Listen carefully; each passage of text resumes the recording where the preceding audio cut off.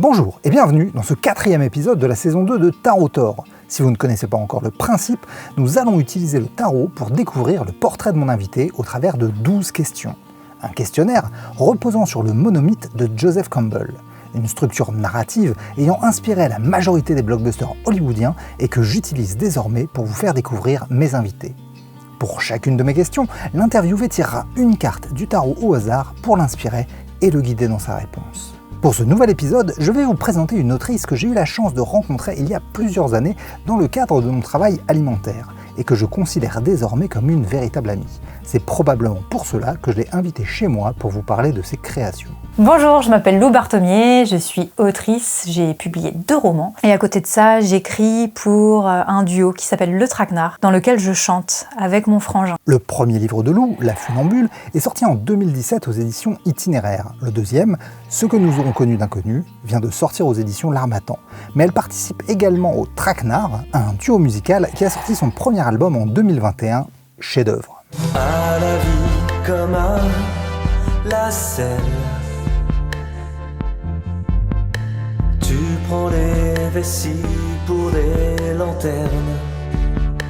Résultat des courses. Ça va faire du bruit dans l'enterrement. Sans foi ni loi, sans tambour ni trompette, de derrière les fagots, du bruit attire l'arigot. Et pour l'inspirer, c'est assez naturellement que nous avons choisi le Slow Tarot de Lacey Bryant. C'est un jeu indépendant, édité par une galerie d'art de San Francisco grâce à un crowdfunding. L'artiste a peint 78 tableaux inspirés du Rider-Waite pour livrer sa vision intime du tarot. J'ai toujours trouvé à ce jeu une ambiance de chute du rêve américain, une sorte de vision décadente de l'Amérique, un esprit que je trouvais déjà dans des œuvres comme Twin Peaks de David Lynch. Graphiquement, c'est très riche. Les peintures à l'huile sont réalistes, les compositions fouillées et les couleurs profondes. Niveau conception, c'est assez qualitatif, mais le crowdfunding n'a clairement pas permis d'atteindre le niveau de qualité qu'un jeu aussi travaillé méritait. Nous sommes donc au-dessus d'un jeu mass market, mais pas au niveau d'une œuvre collector. Les cartes ne sont pas très épaisses et sont texturées. Personnellement, c'est un rendu que je n'aime pas, même si dans le cas présent, il évoque la toile des peintures à l'huile d'origine. En plus des cartes classiques, le jeu contient une deuxième version du monde, ainsi qu'une carte supplémentaire, Atonement. Malheureusement, elle n'a pas d'explication dans le livret, qui est pourtant bien complet. Dans tous les cas, j'adore ce jeu et il mériterait une réédition en meilleure qualité. Mais maintenant, voyons ce que le Slow Tarot va nous dévoiler de l'histoire de Lou.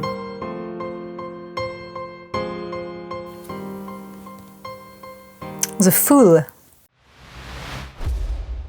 Je vois un personnage qui est devant le soleil, qui saute dans un ravin, qui s'élance plutôt. Il a l'air heureux, il est suivi par un petit chien fougueux et mignon. Il y a des fleurs en premier plan. Ça m'évoque plutôt quelque chose d'heureux.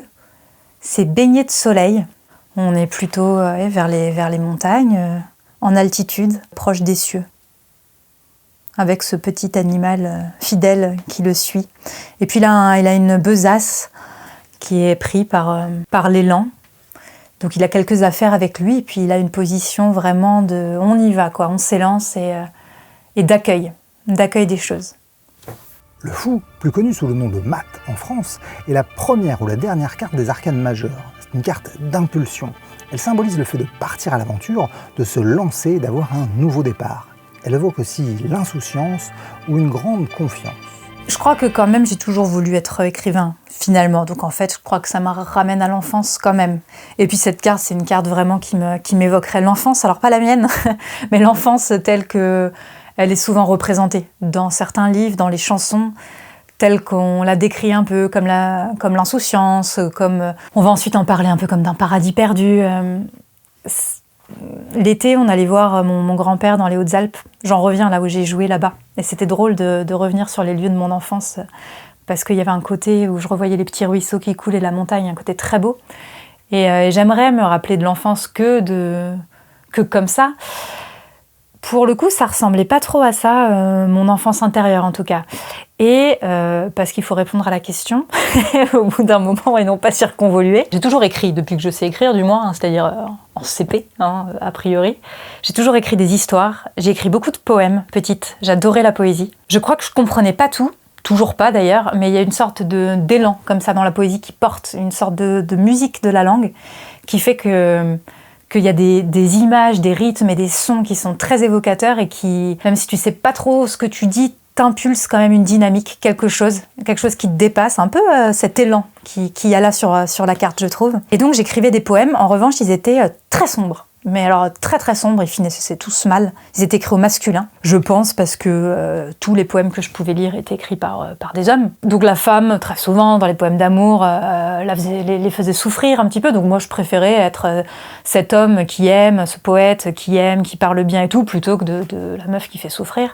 Donc je pense qu'assez naturellement, par mimétisme, en fait, j'écrivais au masculin. Et ça me semblait être une occupation très importante d'écrire, c'est-à-dire que ça occupe beaucoup. Je jouais beaucoup seule, c'est-à-dire que je m'imaginais beaucoup de choses, je parlais un peu toute seule, tout ça. Écrire, ça permettait d'aller encore plus loin, je trouve, vraiment, ça ouvrait tous les possibles. Et pour répondre à ta question, qu'est-ce qu'il y avait avant d'écrire? C'est ça la question. Eh ben, il y avait l'enfance, voilà, mais qui n'était pas comme ça. C'est une bonne réponse, ça?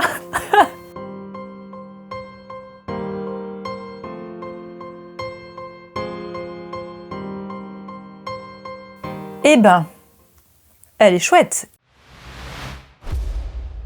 Pour l'anecdote, je n'ai pas pu guider Lou pour cette carte, car je n'ai pas reconnu l'as de coupe, et j'ai cru que c'était une carte bonus du jeu. Ça m'apprendra à mieux étudier mes jeux avant de les utiliser. Il y a une tasse un peu à l'ancienne, avec dedans, je dirais, des roses avec des pétales un peu partout et des sortes de bulles perles avec une libellule qui boit dans cette tasse qui déborde. On se croirait un peu dans Alice au Pays des Merveilles. Ces roses, l'attraction terrestre voudrait qu'elles tombent, mais là on dirait presque qu'elles s'élèvent en fait finalement. Et il y a un peu un papier peint derrière dans les tons verts, avec des rappels de la couleur des roses dessus, qui semble un petit peu daté. Donc on est dans une sorte de nature morte mais vivante, en mouvement, un peu vieillotte. Et c'est assez fascinant, je trouve, comme image. Ça évoque pas mal de choses. La famille des coupes est associée à l'émotionnel. Le chiffre 1 évoque la force primordiale, l'énergie brute, la graine qui va éclore. L'as de coupe parle d'un amour naissant, d'une ouverture aux sentiments, d'un potentiel émotionnel en éclosion. Oui, j'ai répondu en fait lors de la première question. Ah, elle est pas sage. Déjà, on écrit tous, on n'écrit pas tous des histoires, mais on écrit, on est amené à écrire, en tout cas, on apprend à écrire, a priori. On a la chance de pouvoir apprendre à écrire. Et pourquoi je voulais écrire des histoires, je sais pas, parce que c'est marrant, c'est ce que je disais tout à l'heure, ça ouvre les portes de l'imagination, on peut tout inventer, on peut tout être, on peut tout incarner, on peut inventer des mondes, des personnages, des amis imaginaires, c'est très pratique. J'aimais bien être seule. Je sais pas si j'aimais bien ou si je l'étais. En tout cas, c'était bien pour s'occuper quand on était seul. J'ai 3 grands frères et sœurs, 2 grandes sœurs, 1 grand frère, mais justement ils sont un peu grands, donc ils jouaient pas mal entre eux. Voilà, ça me permettait de rester dans mon monde. Libellule, je me demande quelle est l'étymologie de libellule. Là, on peut pas regarder en même temps. Pendant ce temps-là, je vais parler d'Alice au Pays des Merveilles parce que une tasse de thé, une tasse de thé, une tasse de thé, ça me rappelle ça. Donc c'est aussi le côté absurde, le côté on cherche du sens. Quand on écrit, on cherche du sens. On cherche à trouver un sens aux mots, à réussir à les mettre de telle façon que ça va évoquer quelque chose, que ça va créer une réalité, que ça va créer des mondes, encore une fois, que ça peut retranscrire des émotions. Mine de rien, il est important quand on se sent mal de mettre des mots précis sur ce qu'on ressent, sur ce qu'on vit. Et donc cette recherche vraiment de mots, de sens, je pense qu'elle est aussi à la base du travail d'écriture. L'écriture, ça permet aussi d'avoir plusieurs émotions. Il a trouvé, attendez, après je lui laisse la parole. Libellule est un diminutif du latin liber libellus, petit livre, ce qui évoque les ailes étendues comme les feuillets d'un livre lorsque l'insecte se pose. Ah, c'est beau! Reste dans la littérature. Eh ben voilà! D'accord, et puis en plus il y a une chanson, ça me fait penser à la chanson de, comment il s'appelle? Prendre un enfant par la main. Yves Duteil, le grand Yves Duteil, ce que t'écoutais encore hier, tu sais, tu me disais, oui, Yves Duteil, son concert, tout ça. Et ben, il a une chanson qui s'appelle Lucille et les libellules. Et il emmène la petite Lucille, ce qui est un autre de mes prénoms. Bref, donc voilà.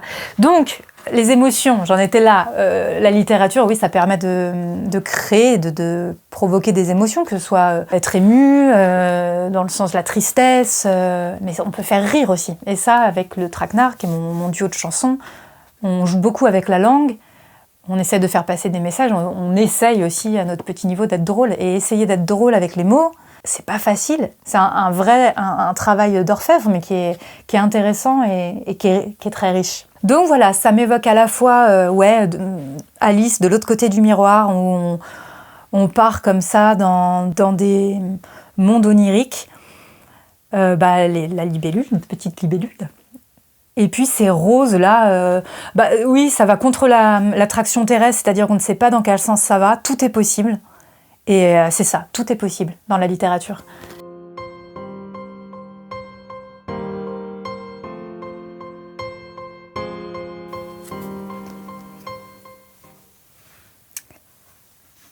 Page of Cups, qui est le valet de coupe, d'après une brillante traduction. Alors nous avons un petit garçon plutôt content, cheveux au vent, blondinet, qui brandit joyeusement une tasse dans laquelle un poisson s'échappe peut-être. On ne sait pas s'il s'envole, s'il retourne à l'eau. Donc ce petit garçon est en maillot de bain dans la mer ou dans l'océan au coucher du soleil. Ça pourrait être le lever, mais on va dire que c'est le coucher du soleil. Il a l'air content de sa vie, hein. Plutôt heureux. C'est une image plutôt chouette. Si ce n'est ce poisson qui quand même n'a rien à faire là, hein. Voilà, et il y a des mouettes dans le ciel, peut-être 2 petites mouettes qui se détachent, à moins que ce ne soit des albatros. Le valet est une figure de l'initiation. Il découvre tout juste les valeurs de sa famille. Le valet de coupe est celui de l'intuition. Il évoque l'art connecté au sentiment, l'écoute de sa voix intérieure. Ce sont les prémices du sentiment amoureux, l'ouverture à l'autre. Est-ce que j'ai hésité à me lancer? Ça dépend ce qu'on appelle se lancer, mais en fait il s'agit simplement d'écrire.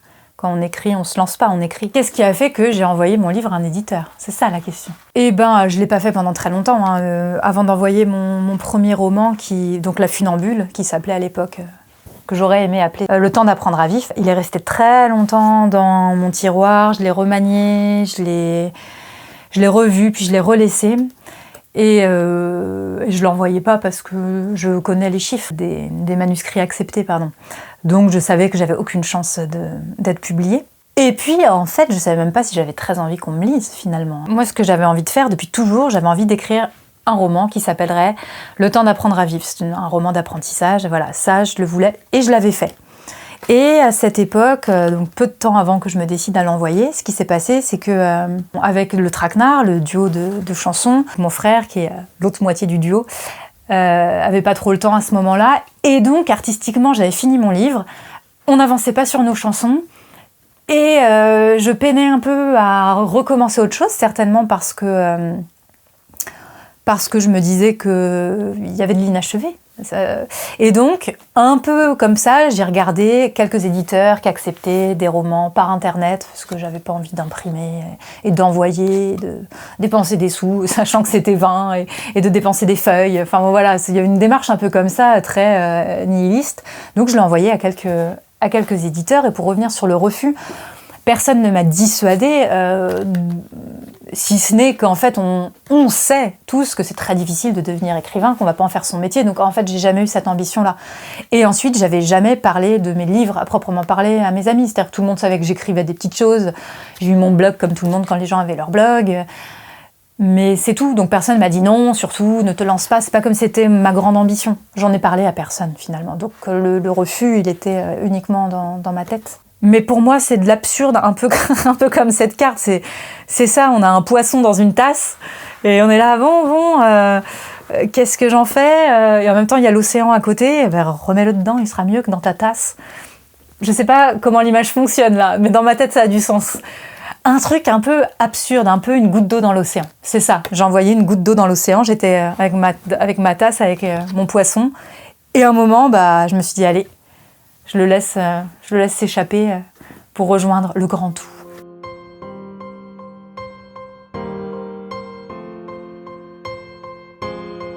Le mentor, le 8 de bâton. il y a 8... Alors, je suis nulle en oiseaux, mais ça ressemble à des rapaces quand même. Hein.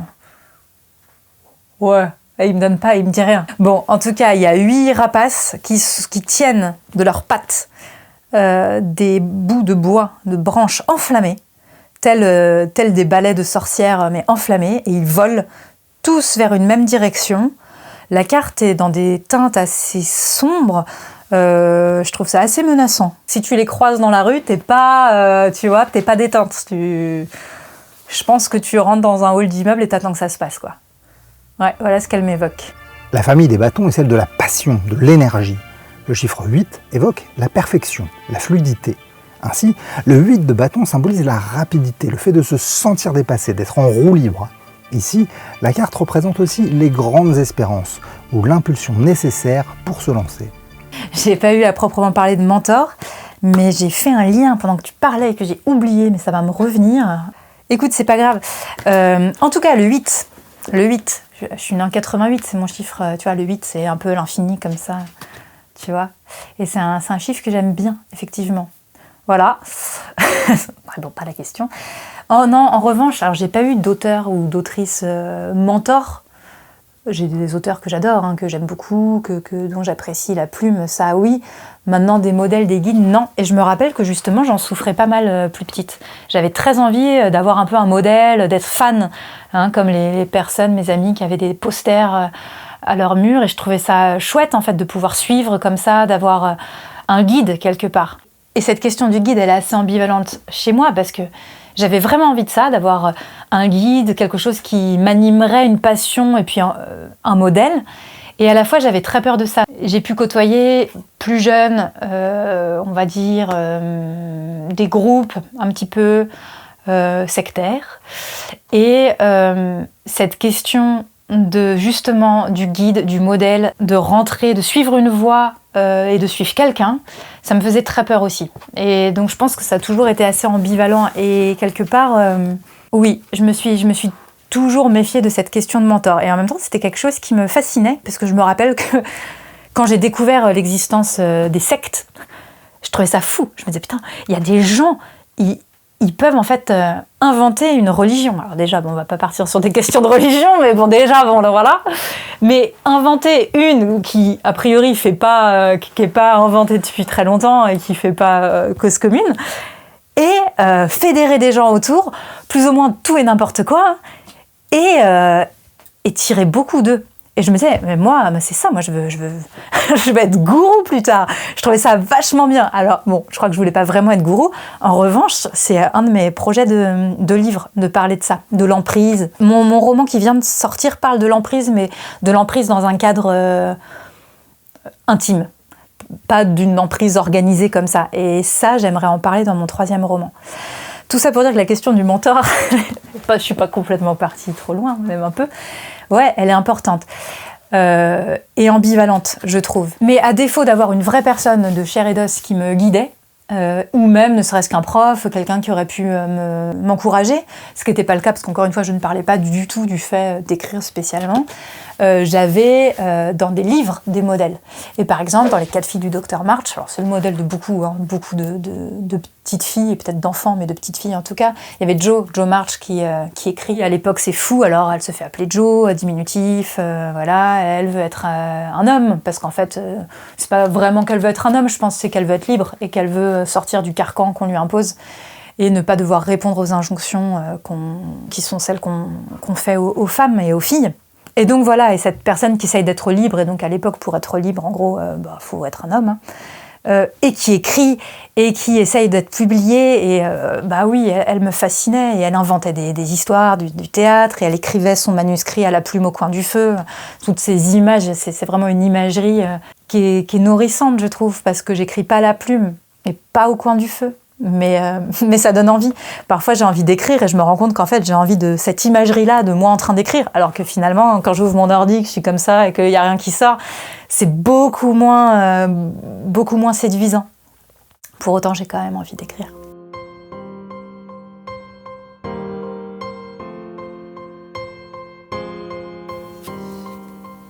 Oh.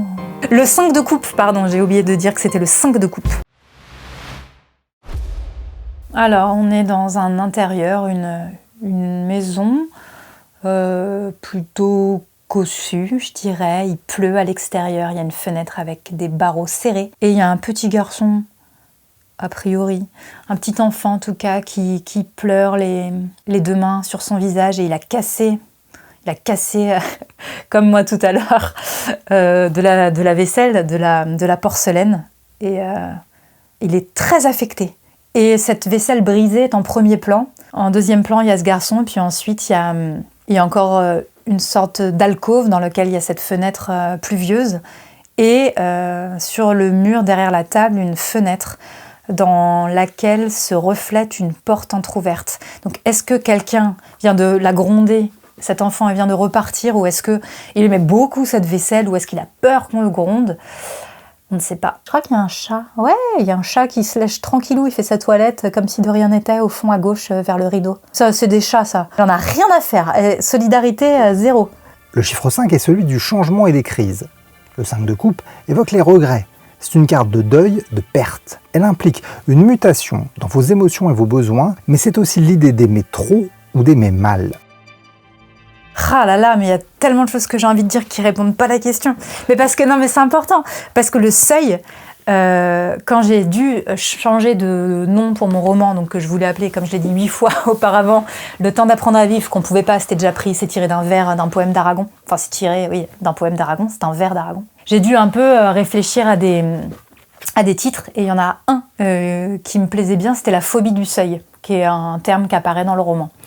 Donc ça me fait penser à ça, ta question, cette question-là du seuil, et t'as dit autre chose. Je vais faire comme tout à l'heure, je vais te le faire à chaque fois. Aimer trop ou mal, oui, non, ça me faisait penser aussi, c'est un peu l'objet de mon roman là, qui vient tout juste de sortir. Mais c'est moins un rapport, donc je le dis, mais je le dis pas. C'est-à-dire que je m'arrête là dans le fait de le dire. Ce qui était le plus impliquant, c'était d'envoyer à mon éditeur, non, même pas de l'envoyer, c'était recevoir la réponse de mon premier éditeur qui me disait d'accord. Et puis en un temps record, enfin quelques jours, j'ai cru à une blague, j'ai cru qu'on voulait me soutirer des sous. J'ai envoyé des messages de parano total. Vous me dites oui, mais est-ce bien oui, qu'est-ce que je vais devoir payer et tout. Donc là, non, vous n'allez rien devoir payer, ça compte d'éditeur. Ouais, mais est-ce que vous allez me demander... Enfin, j'ai été complètement... Il a dû se dire, cette nana est folle. Donc ça a été impliquant. Parce que je me suis rendu compte aussi, donc après l'avoir harcelé de questions pour savoir s'il voulait me voler de l'argent, je dis ok, il va sortir. Donc des gens vont le lire. Et c'était pas tant ça que je cherchais, en fait, je crois. J'ai besoin d'écrire, vraiment. C'est quelque chose dont j'ai vraiment besoin. Je ne sais pas si j'ai besoin d'être lue. Bien sûr, je suis contente de le faire lire. Je le fais lire avant... là, le deuxième, je l'ai fait lire avant d'envoyer à d'autres éditeurs, puisque mon premier éditeur a pris sa retraite. Je l'ai fait lire à quelques personnes et j'étais très heureuse d'avoir leur retour. Mais c'est tellement compliqué en moi, je crois. C'est tellement un marasme d'émotions que... je ne sais pas si c'est ça vraiment que je cherche, et tant mieux en même temps, parce que si c'était ça que je cherchais, ça... Comment dire ? Dans l'écriture de mon deuxième roman, sachant que j'avais déjà cette expérience du premier, il y a des fois où j'écrivais des choses et je pensais au lecteur. Et je me censurais un peu. Du moins, j'avais ce premier truc genre « Ah, c'est chaud quand même !» Et il y a des moments d'ailleurs « Ah, c'est chaud quand même !» Et là, je flippe un peu. Je me dis « Tout le monde va lire ça, ma famille et tout. » Il y a des trucs, j'ai pas du tout envie qu'on lise ça.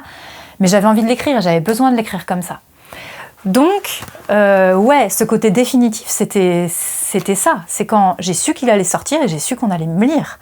En fait, je crois qu'il y a une dissociation qui se fait maintenant assez naturellement, c'est-à-dire que je ne m'identifie pas du tout à ce que j'ai écrit. Bien sûr que c'est moi, mais ça reste de la fiction. Ça reste à un moment donné une œuvre qu'il a fallu figer, parce que sinon c'est sans fin, on peut se reprendre et on connaît ça et c'est terrible. Et au bout d'un moment, il faut laisser partir son œuvre. On dit ça un peu, ça y est, elle n'est plus à moi, je sais pas quoi. Et quand j'entendais ça avant, je trouvais que c'était du blabla. Mais en fait, je comprends. Là, j'étais invitée pour parler de mon dernier roman, mais aussi de La Funambule. Et en fait, l'un comme l'autre, ça fait longtemps que je les ai pas relus. Alors le dernier un peu plus, parce qu'il y a eu le BAT, je l'ai relu, mais La Funambule, je sais même plus ce qu'il y a dedans. Je connais les grandes lignes, mais je relis pas. Et quand je dois repérer des extraits pour les lire, je suis un peu en panique. Et je me dis, mais ça, non, ça va plus, c'est plus moi, je me reconnais pas. Et c'est très compliqué, en fait. Donc voilà, je trouve que le premier truc un peu définitif, c'est ça. Et avec le traquenard, parce que ce sont deux projets quand même assez différents. J'aime pas le mot projet, mais voilà, deux... comment on peut dire ? C'est vrai qu'il a raison, hein, ça a colonisé nos modes de pensée. C'est notre projet ! C'est agaçant. C'est une aventure humaine et artistique, un autre cheminement dans ma mission de vie. Bon, bref, c'est un autre délire, tu vois. Et on avait fait des petites scènes, mini-scènes par-ci par-là, des scènes ouvertes. Et un jour, on nous a proposé de faire une première partie aux Trois Baudets. Et on était tous sauf prêts, hein. On était encore en mode on fait des vidéos stupides et on venait tout juste de sortir de notre chambre de nos parents, voilà, où on faisait joujou. Ça aussi, ça a été un peu un révélateur. Donc cette première scène-là, qui était une scène devant des vrais gens qu'on connaissait pas forcément et où on devait faire nos chansons stupides, à parler d'herpès et de manifestations. Et après, par contre, ça nous a donné envie. On s'est dit « Ah, mais chouette !» Et peut-être que, pour répondre aux questions un peu précédentes, parce que j'ai répondu surtout sur le volet littérature, mais on doute beaucoup avec mon frère de notre légitimité. Lui, il est musicien, c'est son métier, il est intermittent, il est guitariste. Mais je sais que sur ce projet-là, il est revenu le projet, il est revenu. Aïe. Le traquenard, c'est son seul groupe de compos à proprement parler, en gros, hein, pour résumer. Et donc, il n'a pas forcément confiance en lui. Alors, si lui, qui est professionnel et intermittent, n'a pas confiance sur ce truc, moi, autant dire que pas du tout. Et donc, voilà, ce sont des petites expériences et des petites opportunités comme ça qui nous ont fait dire que... Qui nous ont fait dire. T'as compris ? Ouais, tout simplement. Que c'était possible et que, oui, on pouvait pousser la porte du seuil et que... Voilà. Après, je vois pas bien avec les pots cassés, oui, parce que finalement, c'est vrai qu'on essuie des échecs aussi des fois, qu'il y a des craintes, et que c'est un peu irréparable, en effet. Ce truc un peu de petit garçon inconsolable, là, qu'on a envie de consoler quand même, le pauvre, c'est pas grave, t'inquiète pas. Et soit on est comme lui, soit on est comme le chat derrière à se lécher la patte, donc maintenant j'essaye d'être plutôt comme le chat, mais c'est vrai que... Il n'y a pas de retour en arrière. Quand tu as publié un livre qui est disponible, il n'y a pas tu ne peux plus reconfisquer tes mots, ta parole. C'est dit comme ça et c'est gravé dans la roche.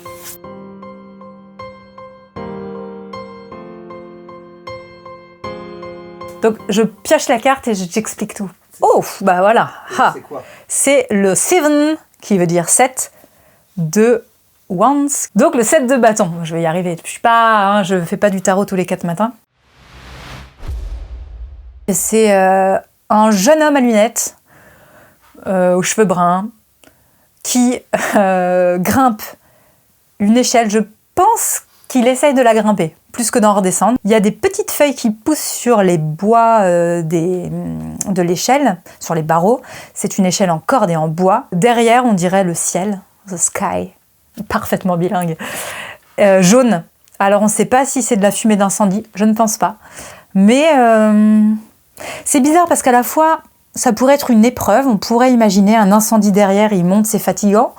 En même temps, il n'a pas l'air éreinté, même que sa main, elle est comme ça, il s'agrippe pas fort. Ou alors c'est qu'il fait « Oh, à l'aide !» On ne sait pas, mais il n'a pas la bouche ouverte. Non, je pense qu'il tape la pause en fait. Réflexion faite, il tape la pause parce que son pied gauche est passé de l'autre côté. Peut-être qu'il se détend en chemin. Je reviens du coup sur ma première interprétation. Ciel jaune, il se détend en chemin. Mais il a essayé de monter.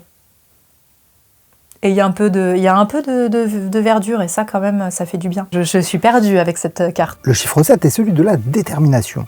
Le 7 de bâton nous invite à poursuivre nos efforts, à rester vigilants. L'arcane évoque le fait qu'il faut rester fort, car malgré les premières victoires, le combat reste encore à mener. Mais tout est épreuve. Non, mais c'est vrai. Et à la fois rien, parce que ça va. Enfin, tu vois, on parle d'art. Je veux dire, il y a plus grave dans la vie. Moi, j'ai pas l'impression d'avoir... J'ai jamais vécu ce qu'on pourrait appeler des victoires comme des victoires. J'imagine qu'en effet, avoir la lettre de son éditeur qui dit oui, c'est une victoire. Mais comme j'ai expliqué, ma première impression, c'était d'être complètement paranoïaque, parce que j'y croyais pas. Et je crois que j'ai un peu une incapacité à me réjouir. Parce que justement, j'ai bien conscience que c'est exceptionnel, que ça va pas durer, que ça va peut-être pas être exactement parfait. Je sais aussi que je vais pas en vivre. Enfin, mais c'est dommage en fait. J'aimerais bien me réjouir plus et être un peu contente. Et en même temps, je dis ça, mais je me rappelle très bien du moment où j'ai reçu ce mail de l'éditeur. Mon cœur s'est mis à battre incroyablement, j'avais les mains moites, c'était quand même une très grande émotion. Mais tout de suite contrebalancée par mon propre gardien intérieur, justement, qui me dit « Attention, t'enflamme pas cocotte, t'étais rien ». Donc c'est ça, c'est eux, mes gardiens, ils sont à l'intérieur. Les fameux tyrans intérieurs, ou gardiens, parce que je pense que c'est un peu des deux. Pour le traquenard, c'est mon frère. On est nos propres gardiens mutuels, c'est-à-dire que quand je suis un peu trop optimiste, il nous descend un peu, et puis sûrement vice-versa. Voilà. Oui, mais non, mais c'était de la merde, et oui, mais si, mais ça, oui, mais on n'a aucune chance, oui, mais c'était bien, d'accord, mais ils ont beaucoup applaudi, mais c'est un hasard, ou il y avait des gens qu'on connaissait dans la salle. Enfin bon, bref, il est super fort pour... Mais c'est bien, je t'aime quand même. Hein. Si tu me regardes, tu me regarderas pas de toute façon. Je pense qu'on fait très bien le boulot tout seul sans qu'il y ait personne qui ait besoin de venir nous descendre un peu le moral. Non, des rivaux, il y en a pas. Je pense que je suis pas à un assez grand niveau pour avoir des rivaux. Des soutiens, oui, des gens gentils qui me lisent, qui m'écoutent, qui me disent c'est super, qui m'encouragent. Ça, oui, j'en ai plein et c'est précieux. Et je disais, j'ai pas besoin qu'on me lise, non, mais justement, à chaque fois que quelqu'un a pu me lire ou m'écouter, là, on revient d'un concert dans les Hautes-Alpes où ça s'est super bien passé, où toute la salle était hyper enthousiaste et les spectateurs nous ont fait des retours super chouettes. Bien sûr que ça booste et que ça fait énormément de bien. Et oui, quand dans mon livre, donc le premier, parce que le deuxième est sorti, mais pas encore vraiment, on m'a fait des retours un peu circonstanciés en me disant ça me touche parce que j'ai vécu ça, ou ça me fait penser à ça. Il y a tout un moment où c'est un peu du harcèlement de rue. Et ça fait déjà plusieurs années que ça a été publié. Et donc il y avait des copines, ou même des personnes que je connaissais moins qui m'avaient envoyé des petits messages sur Internet pour me raconter des anecdotes en fait qui leur étaient arrivées. À la fois ça fait froid dans le dos et à la fois c'est beau. Et c'est super et ça donne envie aussi. Voilà. Donc oui, heureusement que j'ai ces personnes-là. Et je repense aussi à la sortie du livre de mon premier roman, qui a eu lieu dans une librairie à Paris. Il y avait un monde fou. Alors évidemment, beaucoup que je connaissais, mais je ne m'attendais pas à ce qu'il y ait des gens que je n'avais pas vus depuis longtemps, qui viennent, qui me soutiennent, qui soient là. Enfin, ça m'avait tellement touchée. C'était... Ouais, ça donne une énergie folle. Et ça fait vraiment du bien. Donc non, je suis plutôt très bien entourée. Et je me charge de me faire redescendre toute seule. ça marche bien.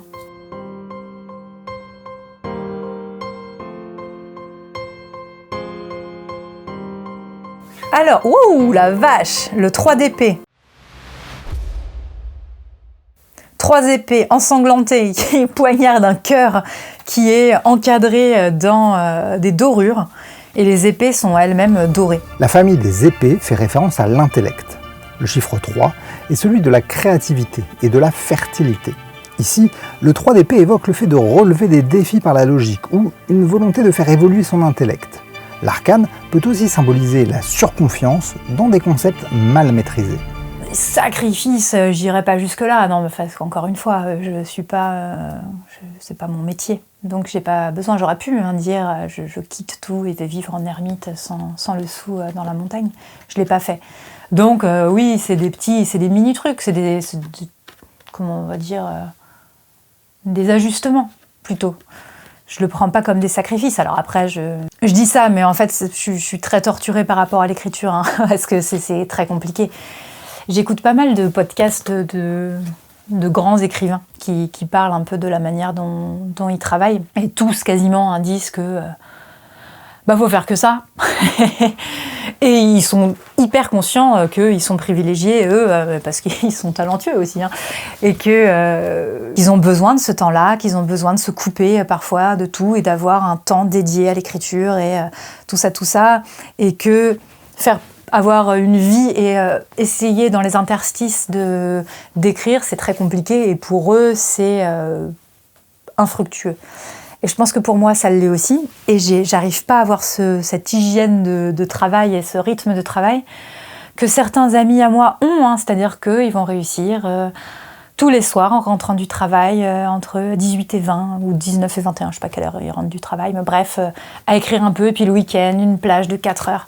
J'en suis incapable. Il faut que je sois dans un mood Alors je crois pas en la muse, en l'inspiration et tout, hein. Je dis pas qu'il faut attendre d'être pénétré du feu sacré, mais il faut, en tout cas moi, réussir à rentrer dans quelque chose, dans une sorte de, pas une transe, hein, mais un état d'esprit qui fait que il y a quelque chose qui va pouvoir advenir. Je sais pas trop comment expliquer ça, mais il y a aussi que j'écris pas seulement des histoires, j'essaye de faire un peu chanter la langue. Moi, mon travail sur la langue, il est très important. J'y tiens et j'aimerais le faire encore plus. C'est-à-dire que ce que j'aime le plus au monde, c'est la poésie / la musique. Pour moi, c'est la même chose. C'est la langue qui chante, c'est le rythme. Et un roman peut chanter, un roman peut avoir du rythme, des phrases, le rythme des phrases peut t'embarquer dans quelque chose et avoir une teinte, bref. Et ça, je trouve ça important. Et donc, pour rentrer dans cette musicalité-là, faut pas de bruit autour de soi, faut être concentré, faut être poussé un peu par le roman et le travail lui-même, en fait, et donc du temps.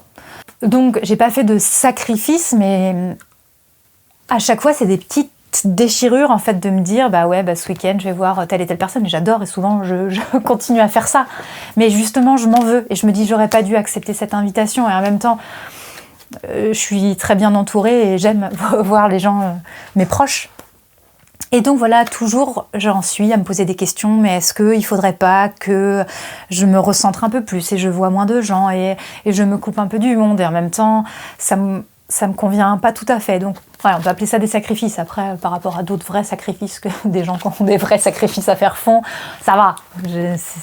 Ça va. Mais oui, ça pourrait représenter mon mental. C'est un peu comme ça dans ma tête tout le temps, d'avoir envie de vouloir du temps. Mais en fait, on court tous après le temps. Hein. C'est pas non plus... c'est pas que l'écriture et l'art qui demandent ça. On court tous après le temps, on a tous envie de faire des trucs et on n'a pas le temps. Et c'est un peu la nature humaine. Mais ça prend bien la tête. Quand on a des choses comme ça qu'on a envie de sortir et qui demandent du travail, qui demandent de maturer aussi. D'autant que dans ma démarche artistique, n'est-ce pas, j'ai besoin de laisser le texte reposer. J'ai besoin parfois presque d'oublier ce que je viens d'écrire pour continuer et pour être au plus juste de ce que je veux dire et des émotions et des sensations. Alors c'est très étrange, mais voilà. Et donc j'ai besoin de moments comme ça où ça repose, un peu en jachère. Ce sont des processus très lents. Et ça, ouais, ça m'embête parce qu'en fait, oui, j'ai l'impression des fois de sacrifier l'écriture pour d'autres choses très importantes aussi. Et ça m'emmerde. Et finalement, je me dis, ça se trouve, j'aurais bloqué tout mon week-end, j'aurais rien fait, hein, parce que c'est pas parce qu'on a le temps qu'on écrit et qu'on écrit des choses bien. Hélas, 3 fois hélas.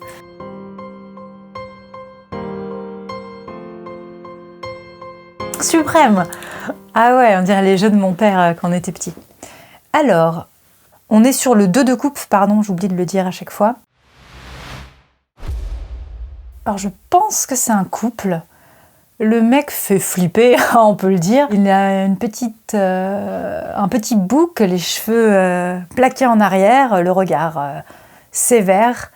Il tient comme ça une tasse de thé, soucoupe. Il a une cravate rentrée dans son gilet par-dessus une chemise.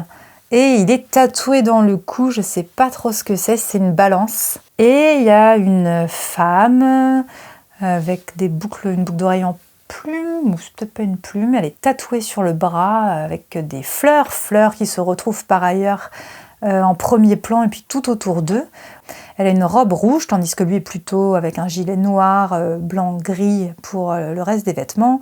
Ils sont entourés de roses blanches qui a certainement une signification, et le ciel derrière eux est plutôt clair, blanc. Et ils se regardent avec leur thé.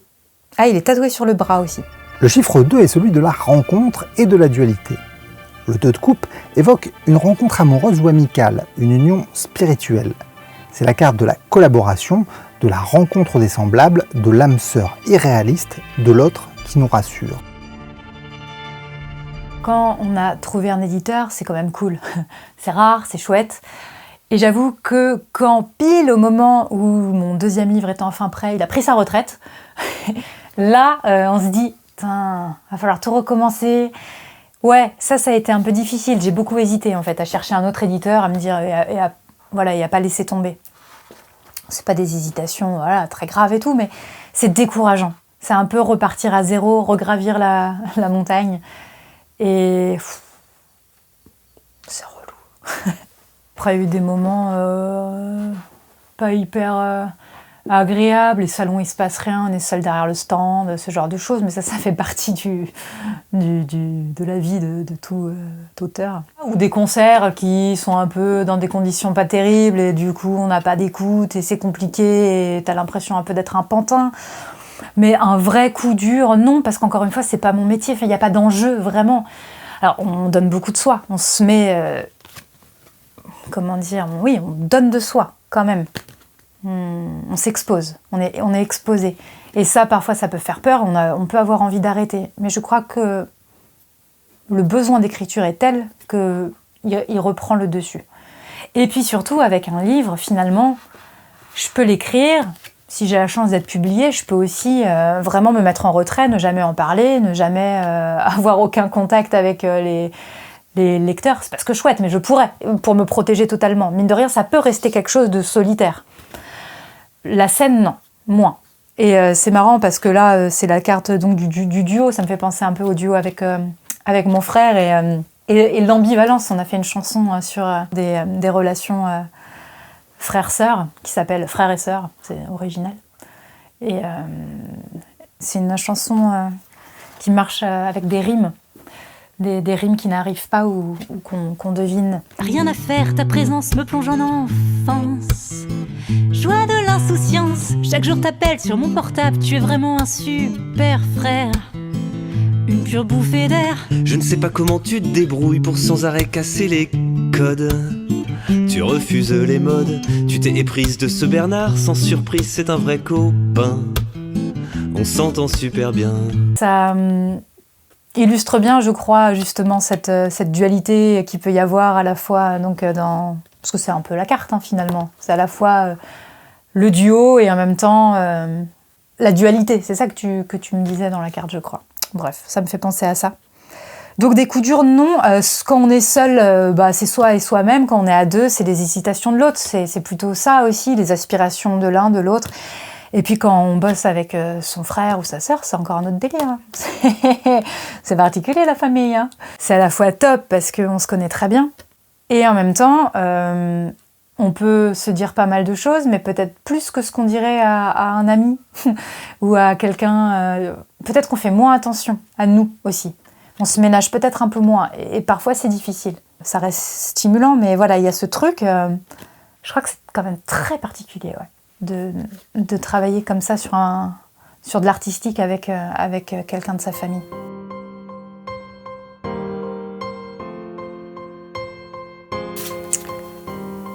Trois de coupe. Il y a 3 femmes qu'on peut imaginer être copines dans un jardin avec des roses. Elles boivent dans des tasses. J'ai envie de dire que c'est du champagne, alors c'est peut-être simplement du cidre, ou de l'eau, mais je crois pas. C'est du mousseux, ça mousse. Ça mousse à mon avis. Et donc elles se font une cascade avec des coupes. Elles ont des petites poses, elles ont des robes colorées et des bijoux, elles ont l'air détentes, plutôt, ouais c'est ça, c'est estival, c'est cool, elles sont entre copines, elles boivent un coup, elles sont dans la nature, que demande le peuple ? Le 3 de coupe est une carte de réjouissance. Elle symbolise les retrouvailles entre amis, les projets communs, un premier grand amour, un temps de bien-être et de guérison. C'est un peu ce que je disais tout à l'heure, c'est qu'on a eu des retours super chouettes, que ce soit pour mon livre ou pour le traquenard. En principe, on nous dit des choses plutôt gentilles, sinon ils nous les disent pas. Voilà, c'est plutôt sympa. Donc ils nous disent que c'est bien écrit, que c'est rigolo. Les rires dans la salle quand on chante avec le traquenard, c'est quand même hyper chouette.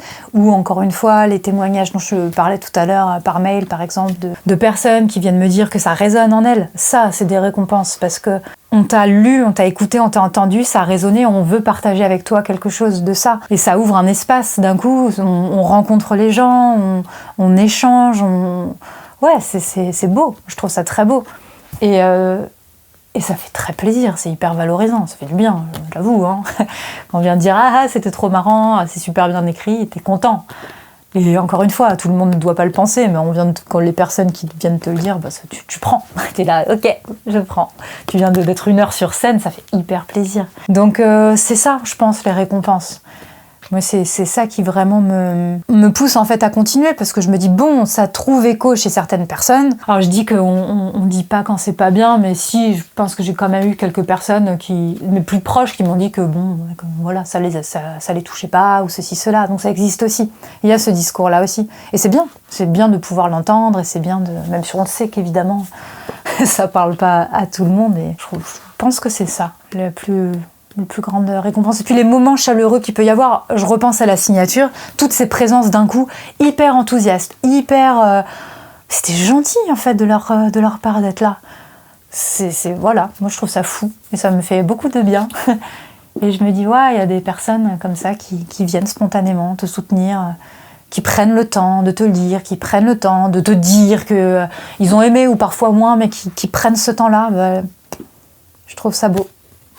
Et puis ça permet des rencontres. Pardon, après je termine, mais mine de rien, grâce en fait à ce livre, j'ai rencontré pas mal de personnes, que ce soit des personnes comme le journal de François, spécial Casse Dédié, qui avait fait une petite interview pour son journal, et donc on est resté en contact, et voilà, c'est devenu un ami.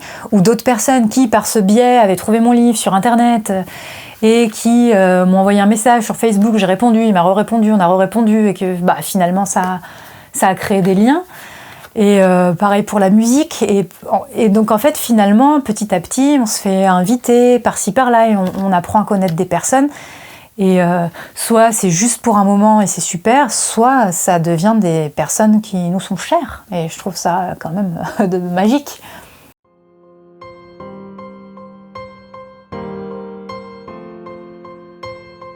Le chemin du retour. The Empress, c'est l'impératrice. Ouais, c'est une femme. Alors je confirme que a priori c'est une femme qui est près d'un ruisseau. Alors soit elle a trop mangé, soit elle est enceinte. On sait pas trop, parce qu'elle se tient le ventre qui est quand même un peu arrondi. Elle est nue. Elle a une drôle de tête, elle a fait une moue. On sait pas trop ce que ça veut dire, si elle est dubitative, ou si elle est fatiguée, ou si elle contemple, ou si elle attend la venue de son enfant. Elle a des petites fleurs dans les cheveux. C'est bucolique. Oh, il y a un serpent derrière. Est-ce que c'est le serpent tentateur? Ah, attends, mais il y a aussi 2 petits œufs devant. Par contre, les serpents, ils mangent les œufs, non? Donc, attention. C'est menaçant par derrière. En plus, derrière, il y a un bois et tout. Pour peu qu'il y ait un loup, on est mal. L'impératrice est l'incarnation de la fertilité. C'est une carte charnelle qui évoque autant la fécondité et la naissance que la créativité et l'art. L'impératrice est l'incarnation de la déesse mère, mère nature, le potentiel féminin sans limite. À l'inverse de la papesse, l'impératrice n'est pas dans la retenue, c'est une carte sensuelle et maternelle. Tout était très mêlé, puisque encore une fois, c'est pas mon vrai métier, donc c'était en plus de mon taf et de mon quotidien. Et il n'y a pas eu de vrai retour, c'est-à-dire que tout a continué à se mêler. Je sais que quand mon premier livre est sorti, à peu près dans le même temps, on nous proposait cette fameuse première partie aux 3 Baudets avec le traquenard qui a un peu lancé vraiment le duo. Et 2 mois après, je changeais de travail. Donc, c'était une sorte de vortex comme ça qui emportait un peu tout sur son passage, beaucoup de changements. Mais en fait, je suis restée tout le temps active, c'est-à-dire qu'ensuite j'ai fait des signatures. Parallèlement à ça, on a enregistré notre disque avec le traquenard, le confinement est passé par là, j'ai rechangé de boulot. Dans ma vie perso, il s'est passé des trucs aussi en mode la carte qui ont pris du temps. Donc j'ai pas eu l'impression qu'il y a eu un après. J'ai l'impression que tout ça, ça nourrit. Et en fait, j'ai envie de pas dire projet, mais j'arrive pas trop. C'est quand même très préoccupant.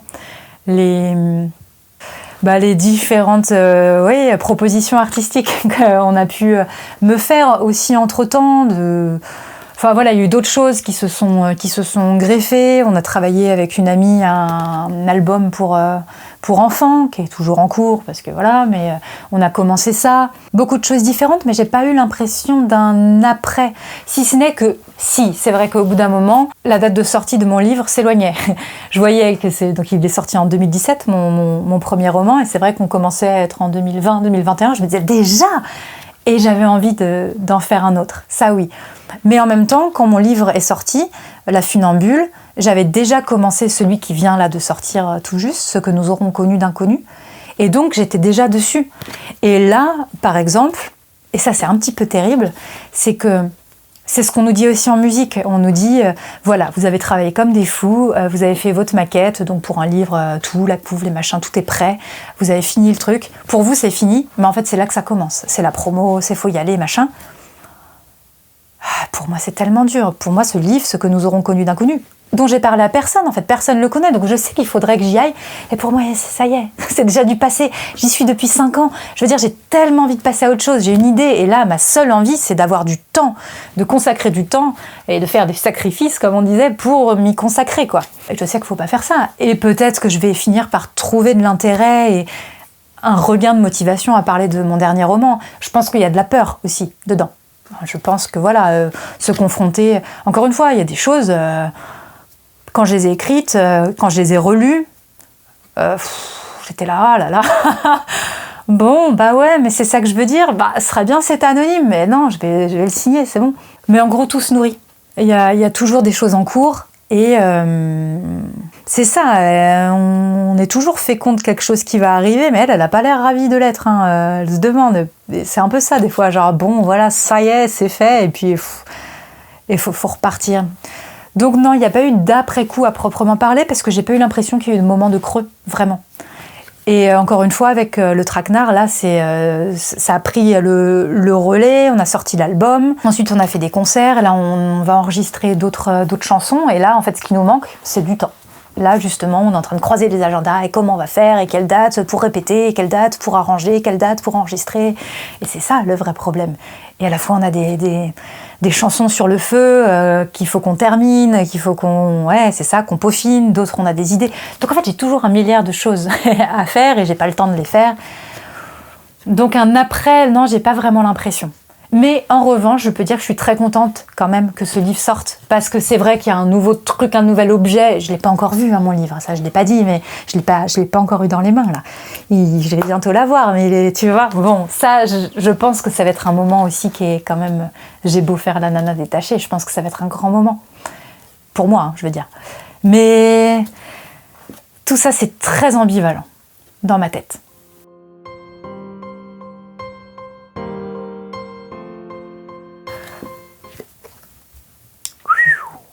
La reine de coupe. Ah bah alors elle est haute en couleurs, hein. Elle a un truc sur la tête, en mode Marie-Antoinette, mais du futur. Alors elle est sur la plage, hein. On pourrait croire qu'elle habille avec des algues presque. Il y a des coquillages à ses pieds, elle est assise dans un coquillage, elle boit une coupe avec des napperons dessus. Il y a une cigogne, je suis nulle en faune et en flore. On va dire que c'est un albatros, il n'y a aucune raison que ce soit une cigogne qui passe. Je dirais que ça sonnait bien, c'est peut-être la fécondité de tout à l'heure, la cigogne, tu vois, je fais bon. Elle est très souriante, elle est très contente, elle a une petite pose comme ça, elle fait un peu peur hein, quand même, elle a une sorte de parure. Un peu la sirène mais avec des jambes quoi. J'ai rien de plus à dire, si ce n'est que c'est très coloré et très bizarre. Elle est très bizarre cette femme, à la fois, tu vois, tu as envie de boire son thé, à la fois, elle te le propose, je pense que tu le verses discrètement, tu vois, parce qu'elle cache quelque chose. Elle veut te piéger. C'est un sourire qui met pas en confiance totalement. La reine est une carte de maîtrise, mais plus réceptive qu'active. Il ne s'agit donc pas de soumettre l'élément, mais bien de l'accompagner. Ici, la reine de coupe est une carte qui évoque la sensibilité. Elle symbolise la compassion, l'intuition, le fait d'écouter notre voix intérieure, d'avoir de l'empathie ou de ne pas avoir peur d'assumer qui on est. Elle peut aussi symboliser une personne chaleureuse ou maternelle. C'est le public, tout simplement. C'est-à-dire le fait d'être lu et le fait d'être sur scène et d'avoir quelqu'un en face. Parce que, on va dire que j'ai pas une confiance en moi débordante. Hein, j'ai beaucoup de doutes. Hein, et c'est bien d'avoir des doutes en même temps. Sinon, tu finis comme ça sur la plage. Hein. Non, ça peut être bien aussi, mais ça a l'air d'être lourd sur sa tête. Donc, il y a des inconvénients, tu vois, la confiance en soi. Non, mais... Donc je pense que c'est ça. C'est le fait d'être un peu rodé à l'exercice, simplement, d'aller sur scène, de moins m'excuser d'être là tout le temps, de moins m'excuser de vivre parce que en fait c'est fatigant et ça apporte rien au bout d'un moment au public. Peut-être assumer davantage ce qu'on dit, ce qu'on écrit, ce qu'on propose. Vraiment au début, le traquenard, je pense au traquenard parce que là c'est plus simple, on était vraiment dans... c'était clownesque. On arrivait... on faisait les clowns.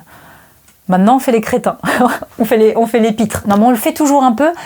Mais vraiment, on le faisait. On en faisait tellement pour justement dire on en fait 1000 fois trop. Parce qu'on fait n'importe quoi. Parce qu'en fait, on devrait même pas être là. J'ai l'impression que maintenant, on est toujours un peu comme ça, mais encore une fois, on s'excuse un peu moins d'exister. Et dans le livre, ce que j'ai appris... Donc voilà, ça c'est pour le côté scénique, c'est-à-dire... on a préparé un truc, on va pas à chaque fois, avant d'entrer sur scène et sur scène aussi, tout remettre en question.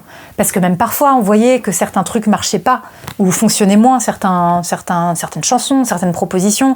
Et on avait tendance à faire des petites vannes, genre ah bah oui, la fameuse blague de c'est un peu nul, en s'auto-dévalorisant. Enfin, ce genre de petites remarques où du coup, on redécalait le truc. Et en plus, comme on est deux, ça peut aussi rejaillir sur l'autre, le fait comme ça de revenir un peu sur ce qu'on a fait. Je sais pas si je suis claire, mais c'est ce genre de choses qu'on faisait, qu'on essaie de moins faire maintenant. Voilà, encore une fois, on doute beaucoup tout le temps, mais quand on arrive sur scène, on essaye au moins de faire notre truc. Et puis tant pis si ça se passe ou si on le sent moins, même si pour le moment, on a plutôt de la chance avec les personnes qu'on a en face. Mais voilà, on essaye de tenir le truc. Oui, on est là, et si on est là, en fait, c'est pas... pour rien, par hasard, ou parce qu'il y avait ça.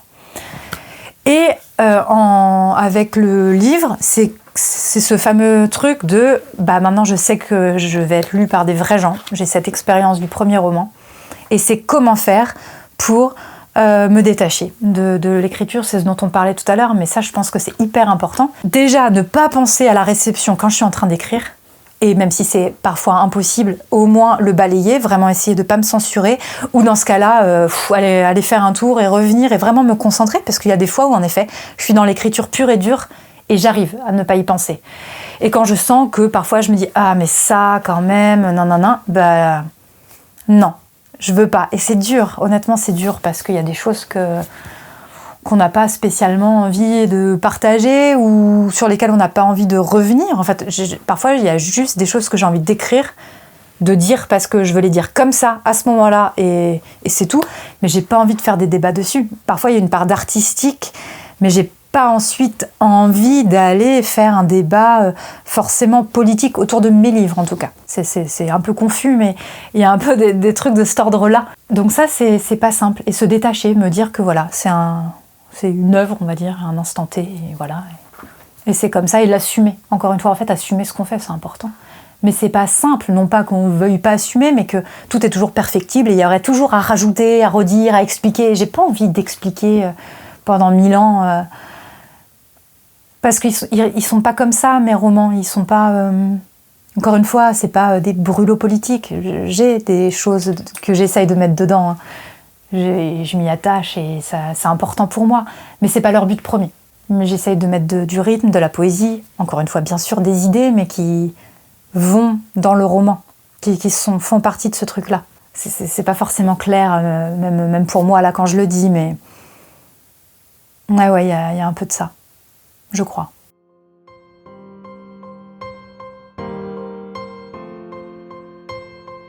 Avec l'élixir. Le soleil. Eh bien, c'est une petite fille en robe qui est très joyeuse. Elle regarde vers le soleil. Ah, peut-être pas, parce que les tournesols, normalement, se tournent vers le soleil, ils sont vers là. Alors, elle regarde vers le ciel. Il y a un oiseau, toujours nul, elle s'en ramasse. Bref, il y a des tournesols ouverts, donc on imagine quelque chose de très ensoleillé. Et donc elle regarde vers les cieux. Il y a des petites abeilles, ce qui est quand même bon signe, hein, parce que ça va pas durer. Et elle est bien là dans son champ de tournesol. On pourrait imaginer qu'elle se cache, qu'elle joue, qu'elle fait son propre chemin. On a un peu envie d'être à sa place quand même. Même s'il y a un pigeon qui plane, gare aux fientes. Le soleil est la carte de l'accomplissement et de la joie. C'est une carte très positive qui évoque la lumière en nous ainsi que celle qu'on peut faire rayonner sur le monde. Elle peut aussi être la représentation d'une figure paternelle absente ou idéalisée.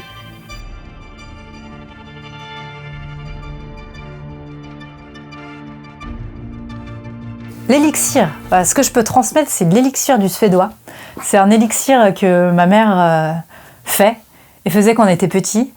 Et ça soigne tout, sachez-le. Alors gastro, ça marche très bien, mais sur les coups, les bleus, les bosses, n'hésitez pas. Alors il y a de l'alcool dedans, donc il faut y aller avec parcimonie, surtout si on veut le boire quand on a une gastro pour les enfants. Mais je sais que c'était pas l'objet de ta question, mais c'est quand même ce que ça m'évoque en premier lieu, parce que s'il y a bien un truc à transmettre quand même, c'est l'élixir du suédois de maman. Bon, transmettre, tu vois, j'aurais fait des best-sellers, je vous donnerais des conseils les gars, mais c'est pas le cas. Donc non, j'ai rien à transmettre, j'en suis bien désolée. Après la pluie, le beau temps. Après la pluie, les tournesols dans les champs.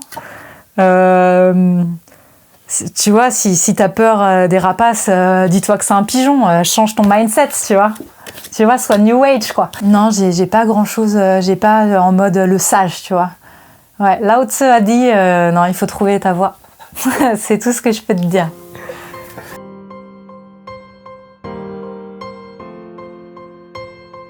Oh la vache. Ah, c'est bon ça. Le 10 d'épée. Et donc, il y a une femme qui baigne dans son sang, transpercée par 10 épées et des pigeons rapaces au-dessus. La fenêtre est ouverte, il y a un courant d'air. C'est une cuisine un peu à l'ancienne. C'est pas du Formica, mais presque. On n'est pas loin. A priori, c'est pas un suicide parce qu'il faut quand même être assez souple et en vouloir. Et donc, on la voit, elle se reflète dans son sang. On va finir là-dessus, donc j'ai bien compris. Ok, c'est cool. Autant les tournesols, c'était sympa, mais... Donc le prestige, c'est mon avenir ou pas? Le 10 est un chiffre de transition. Le 10 d'épée est la carte de la dépression. Elle invite à se rafraîchir les idées sous peine de perdre l'esprit. Il est peut-être temps de penser avec son cœur plutôt qu'avec sa tête. Non mais tu parlais de dépression et tout à l'heure tu disais, enfin je sais plus ce que tu disais mais peu importe. Je vous disais que j'écrivais des choses très sombres, petites, toujours un peu sombre cela dit. Autant le traquenard c'est censé être rigolo, même si c'est pas que rigolo parce qu'il y a un peu de l'actu dedans et l'actu n'est pas rigolote. Hein, non. Mais mes livres sont un peu sombres parce que petite, ado, jeune adulte, j'étais un peu sombre. Pas par goût, mais parce que c'était un peu comme ça dans ma tête tout le temps. Mais donc tu te disais des trucs à transmettre, ça peut aller mieux. On est content, non? Ça peut, la vie peut aller mieux, ce qui est plutôt positif. Ce qui fait une magnifique transition vers mon livre qui est il est un peu bad trip. Autant La Funambule, c'était bad trip, autant le deuxième aussi. Voilà. Je parle du deuxième comme si tout le monde connaissait le premier, mais je peux parler rapidement du premier, du coup, c'est pas comme si il avait été présenté à la grande librairie. Le premier, c'est une sorte de roman initiatique d'une jeune fille qui s'appelle Alex, qui est entre l'adolescence et l'âge adulte. C'est écrit à la première personne du singulier. Et c'est une sorte d'état des lieux de ce qui se passe dans sa tête. À cette époque-là, elle évolue en banlieue parisienne, parce que c'est un décor que je connais bien. Et voilà, en gros, c'est tout. Et elle cherche à se dépatouiller, comme elle peut, de son quotidien, de la vie, de ses relations, du poids qu'elle traîne et de cette sorte de mélancolie poisseuse qu'elle a partout avec elle. Et elle essaie de trouver comment jongler avec ça, comment donner le change, comment continuer, peut-être simplement continuer. Mais comme je vous disais, je m'en souviens pas bien, mais en gros, c'est ça. Et là, le deuxième, c'est un roman qui est écrit à la troisième personne du singulier. Chercher un prénom. Et puis finalement, elle s'appelle Alex. Je me suis pas pris la tête parce qu'en fait, ça a très peu d'importance. Dans mes romans, il y a aussi peu de descriptions physiques. C'est pour ça que je suis un peu nulle quand je dois décrire, c'est que je suis pas quelqu'un de très visuel, donc il y a peu de descriptions physiques. Et puis surtout, on est dans un monde où on est bombardé tout le temps d'images et que finalement, j'essaye, en tout cas dans mes livres, de transmettre d'autres sens. Peut-être, d'autres sens, en tout cas que la vue.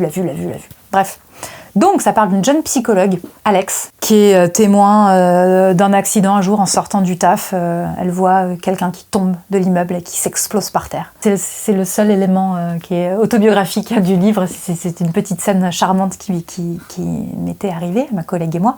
Et donc, bon, je me suis dit que ce serait une bonne entrée de roman. En tout cas, chez Alex, ça la fait un peu bader, hein. Et donc elle décide de faire des trucs, elle va à un colloque, machin, elle rencontre quelqu'un. Et s'ensuit une passion brûlante, dévorante et un peu dévastatrice, avec donc un phénomène dont je parlais tout à l'heure, d'emprise, mais je ne veux pas trop en dire. Et parallèlement à ça, il y a l'histoire de Marguerite. Marguerite, qui est une jeune trentenaire, mère d'une enfant, et qui vit en Normandie, dans la campagne. Ça se passe plutôt dans les années 50-60, je crois. J'ai oublié les dates. Et finalement, il y a des liens qui vont se faire entre les deux histoires, sur de la généalogie et tout ça. Et que va-t-il se passer? Mais c'est incroyable, quel suspense, on se le demande. Courons vite acheter cet ouvrage. Cette nouvelle émission est maintenant terminée. Merci de l'avoir regardée jusqu'au bout et j'espère que vous avez apprécié cette rencontre avec Lou Barthommier. Avec 6 cartes de coupe dont 2 figures, c'est peu de dire que ce tirage déborde d'émotions. L'impératrice était d'ailleurs un bon renfort pour la reine de coupe afin d'exprimer l'émouvante sensibilité de Lou. Quelques épées et bâtons nous rappellent également sa créativité et ses tourments. Un tirage plutôt positif donc, auquel le mat et le soleil donnent beaucoup de lumière et de légèreté.